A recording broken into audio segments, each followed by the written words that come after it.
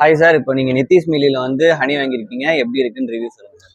Sir ஆக்சுவலா first of all நான் ஒரு பீ கீப்பருங்க. ஓ சூப்பர் சார். கோயம்புத்தூர்லேருந்து வந்திருக்கேன். Okay okay.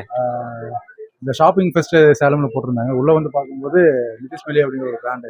Super super sir. நம்மளால யாரோ வந்து இங்க கடை போட்டுருக்குது அப்படின்னு வந்து பார்த்தேன். பட் ஹனிங்கிறது வந்து ரொம்ப அதிகமாக இல்லாமல் 3 ஹனிங்கிறது மட்டும் லிமிட்டடாக வச்சிருக்கேன். Okay okay okay. பட் சாப்பிடும்போது எனக்கு 100% பியூர் அப்படிங்கிற மாதிரி டேஸ்ட் எல்லாம் எப்படி இருக்குங்க சார்? பர்ஃபெக்ட்ங்க. ஆனா நான் எடுத்தது பார்த்தீங்கன்னா இந்த மலத்தேன் அப்படின்னு. மலத்தேன். ஓகே. ஏன்னா இந்த ரீஜன்ல வந்து கலெக்ட் பண்ணக்கூடியது கொஞ்சம் டேஸ்ட் கொஞ்சம் டிஃபரா இருந்தது. ஓகே. பட் மெயினா பாத்தீங்கன்னா இந்த ஏரியால போலன் அதிகமா இருக்க மாதிரி ஃபீல் பண்றேன். அதனால குவாலிட்டி எப்படி இருக்கு சார்? சார் குவாலிட்டியா தான் சொல்ல பாருங்க.